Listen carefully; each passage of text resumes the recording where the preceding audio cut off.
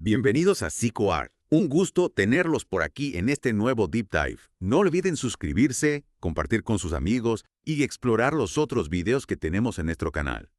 Y si quieren apoyarnos para que sigamos creando este contenido, pueden hacerlo a través del enlace que encontrarán en la descripción. Ahí mismo pueden sugerir temas para futuros Deep Dives. Hoy nos vamos a sumergir en un tema que siempre genera mucha curiosidad y debate: Ajá, la perversión. ajá. Y para este viaje, vamos a recurrir a las ideas de dos grandes del psicoanálisis, Sigmund Freud y Jacques Lacan. Interesante. Lo que me llama la atención es que, a pesar de sus diferencias, Freud y Lacan nos dan pistas para entender mejor la complejidad del deseo, la falta y, por supuesto, el goce, que en la perversión se enlazan de una manera muy particular. Y justo para entrar en materia, me gustaría empezar con una pregunta fundamental. ¿Qué es realmente la perversión? Muchas veces lo asociamos solo con lo sexual, pero ¿es realmente tan simple? Buena pregunta. Es cierto que la perversión se ve muchas veces en el ámbito sexual, en comportamientos que se desvían de lo que consideramos normal. Sí. Pero no podemos limitarla solo a eso. Tanto Freud como Lacan nos invitan a ir más allá, a entender la perversión como una estructura psíquica, una forma de vincularse con el deseo y el goce que tiene sus raíces en la infancia. Entonces no se trata solo de actos, sino de cómo se estructura la psique. Exacto. Y hablando de la infancia, Freud, en su obra, Tres ensayos para una teoría sexual, asocia la perversión con fijaciones en etapas, digamos, pregenitales del desarrollo sexual. ¿Nos podéis explicar esto un poco más? Claro que sí. Freud plantea que durante el desarrollo el niño pasa por distintas etapas donde la libido, o sea, la energía sexual, ¿Ah? se centra en diferentes zonas erógenas. En la perversión habría una fijación en alguna de estas etapas tempranas, como la oral, la anal o la fálica. Y esto, por supuesto, influye en cómo el sujeto busca satisfacción en la adultez. O sea que la forma en que se experimenta el placer, ya de adulto, estaría marcada por estas fijaciones tempranas. Exactamente. Y para Freud, esto tiene que ver con cómo el sujeto se enfrenta a la castración simbólica, la falta en el otro. Algo que se introduce, digamos, en la etapa edípica. Claro, la famosa castración simbólica. Un concepto clave en la teoría freudiana y lacana. ¿Cómo aborda esto desde su perspectiva? Lacan también habla de la falta, pero lo hace desde el punto de vista del goce. Para él, la perversión no es solo una desviación de la norma sexual, sino una forma particular de gozar. El perverso, a diferencia del neurótico, sabe dónde está el goce y lo busca activamente. Construye una realidad a su medida. Es decir, que para Lacan el perverso no busca algo que le falta, como el neurótico, sino que ya tiene la respuesta. Sí, la respuesta es el goce. Y hablando de Lacan, no podemos dejar de lado el concepto del fetiche. Nuestro texto menciona que el fetiche juega un papel clave en la perversión, tanto para Freud como para Lacan. ¿Nos puedes explicar esto? Por supuesto. Para Freud, el fetiche es un sustituto del falo materno que el niño percibe como ausente. Ante la angustia de la castración, el fetiche aparece como una forma de negar esa falta, de mantener la ilusión de completud. Es como un mecanismo de defensa, una manera de lidiar con la ansiedad que genera la castración. Exactamente. Y Lacan, aunque desde otra óptica, también relaciona el fetiche con la falta en el otro. Para él, el fetiche representa el objeto causa del deseo, aquello que encarna lo perdido, lo inalcanzable. Entonces, para ambos, el fetiche tiene una función simbólica importante. Ayuda al perverso a manejar la angustia que genera la falta. Sí, la castración. Y hablando de Lacan, hay una frase en el texto que me ha dejado pensando. El perverso se convierte en instrumento de goce del otro. ¿Podrías desarrollar un poco más esta idea? Claro, esta frase es crucial para entender la lógica de la perversión en Lacan. El perverso, a diferencia del neurótico, no busca completar la falta en el otro. Al contrario, se ofrece a sí mismo como objeto de goce para el otro. O sea, se pone al servicio del goce del otro. Suena un poco paradójico, ¿no? Sí, es una inversión del fantasma neurótico que busca el amor y el reconocimiento del otro. Y el perverso busca generar un efecto en el otro a través de su propio goce. Qué interesante. Es como si el perverso, en vez de buscar ser amado, buscara ser el objeto de goce del otro. Exacto. Y esto nos lleva a otro concepto clave en Lacan, la voluntad de goce. Ajá. A diferencia del neurótico, que se debate entre el deseo y la ley, el perverso tiene una voluntad de goce, digamos, férrea. Busca imponer su propia ley de goce en la escena. Entonces, la voluntad de goce sería como un motor que impulsa al perverso a buscar su satisfacción sin importar las normas o las consecuencias. Es así. Sí, el perverso no se limita a transgredir las normas, sino que busca imponer su propia ley de goce. Y esto, a su vez, produce una división en el otro, un efecto central en la perversión. Ya veo. Entonces, la voluntad de goce del perverso al imponerse genera una división en el sujeto del otro. Exactamente.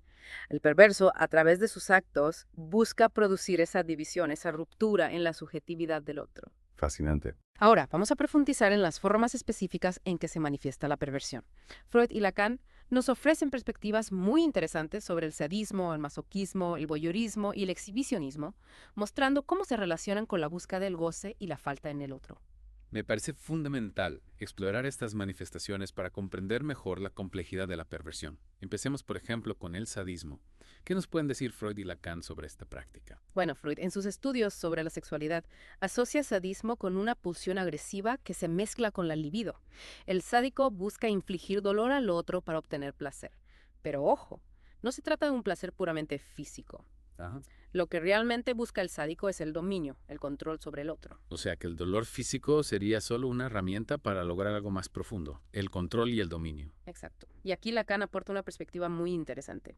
Para él, el sádico no busca tanto el sufrimiento del otro, sino su angustia. Busca romper la subjetividad del otro, imponerle su propia ley de goce. Entonces, la angustia del otro sería la prueba de que el sádico ha logrado imponer su voluntad de goce. Precisamente. El sádico busca producir una división en el otro, una fractura en su subjetividad, y la angustia es el síntoma de esa división. Y en el masoquismo encontramos una dinámica similar. En el masoquismo, la dinámica se invierte, pero la lógica perversa sigue ahí.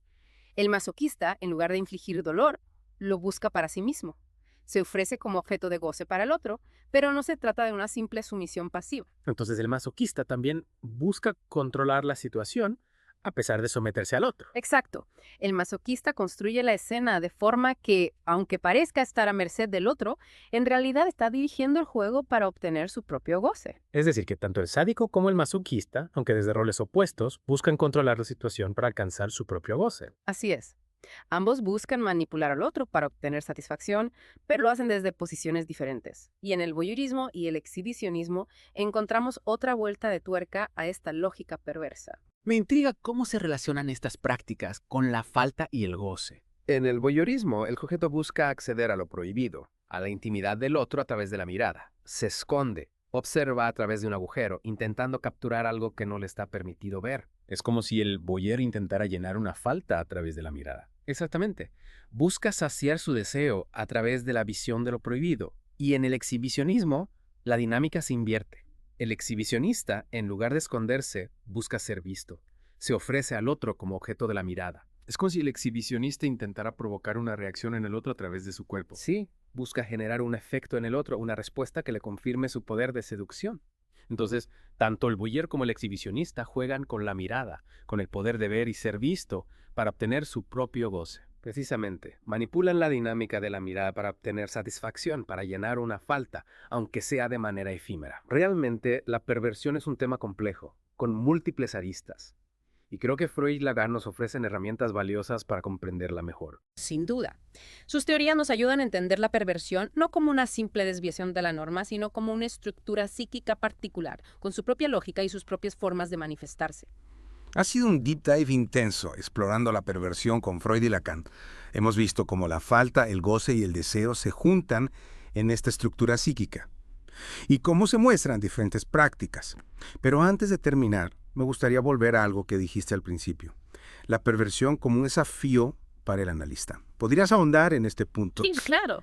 La perversión, por su propia naturaleza, pone en jaque al analista, lo enfrenta con sus propios límites, con sus prejuicios. El perverso, al saber dónde está el goce, al crear su propia realidad, desafía al analista como supuesto sujeto, supuesto saber. O sea que el perverso no busca en el analista la respuesta a su falta, como sí lo haría el neurótico. Exacto. El perverso no le pide al analista que le diga dónde está el goce porque él ya lo sabe. Esto obliga al analista a repensar su posición, a no caer en la trampa de querer curar al perverso, de adaptarlo a la norma. Entonces, el reto para el analista sería más bien acompañar al perverso en su propio camino, sin intentar normalizarlo. Sí, se trata de entender la lógica de perverso, su forma de gozar sin imponerle un ideal de normalidad. Y esto, sin duda, puede ser un proceso complejo que le exige al analista una gran capacidad de escucha, de descentramiento. Es un recordatorio de que en el psicoanálisis no se trata de aplicar fórmulas, sino de abordar cada caso en su singularidad. Precisamente. Y la perversión, por su complejidad y su capacidad de desafiar las normas, nos recuerda la importancia de esa singularidad, de la ética del psicoanálisis que se centra en el sujeto y no en la adaptación a un ideal. Sin duda, este deep dive nos ha llevado a reflexionar sobre la complejidad de la mente humana, sobre las diversas formas de vivir el deseo, la falta y el goce. Y nos recuerda que no debemos reducir al sujeto a una etiqueta, a una categoría.